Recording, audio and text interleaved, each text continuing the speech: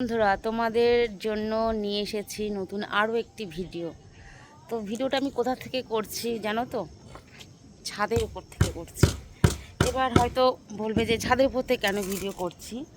তো একটা খুবই আনন্দের জিনিস, খুশির জিনিস তোমাদের সাথে শেয়ার না করলেও ভালো লাগবে না আমার। তো খুশির জিনিসটা কি দেখো, তোমাদেরকে দেখাচ্ছি।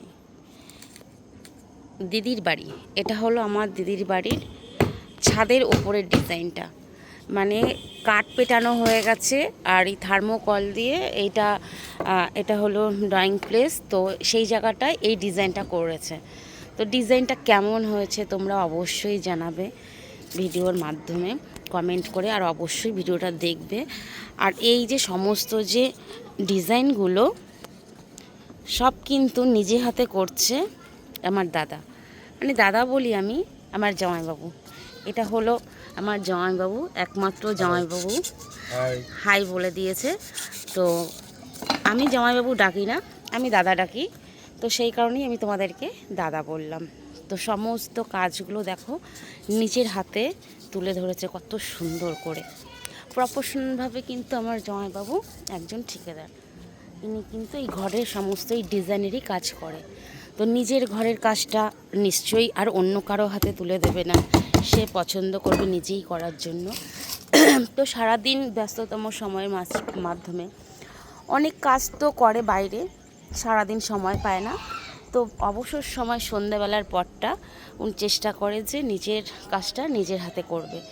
তো প্রত্যেক দিনই সন্ধ্যাবেলা আসে, এসে টুকটুক টুকটুক করে একটু একটু করে কাজগুলো করে। তো দেখো, আমার তো খুব ভালো লেগেছে ডিজাইনটা। তোমাদের কেমন লেগেছে অবশ্যই জানিও।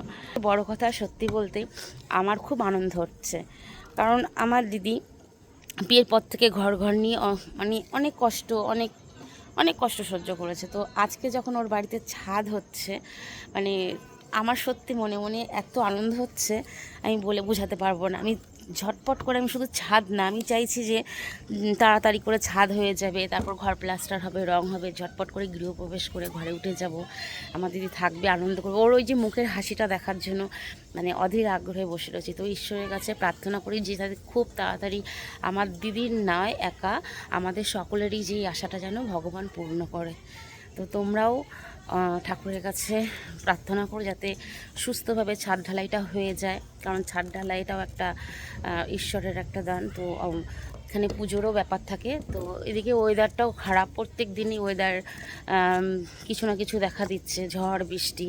তো কালকেও ঝড় বৃষ্টি হয়েছে, আজকেও পুরো আকাশ সেই দেখো, মানে এমনিতে তো ক্যামেরা এখন অন্ধকারেই দেখবে, মেঘলা হয়ে আছে।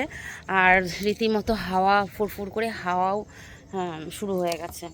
তো দাদা বলছে দেখি ঝটপট জাগিয়ে নিই। তো করছে, এখন রাত মোটামুটি প্রায় 9:30 বাজে।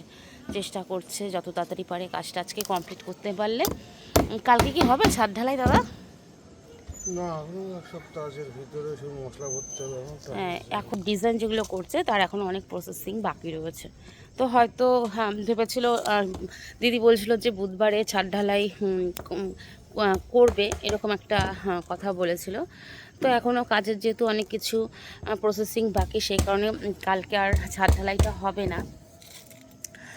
তো হতে হতে হয়তো এখন 1 সপ্তাহ লেগে যাবে। তো কেমন লেগেছে এই যে ডিজাইনটা অবশ্যই তোমরা কিন্তু কমেন্ট করে জানাবে। টাটা।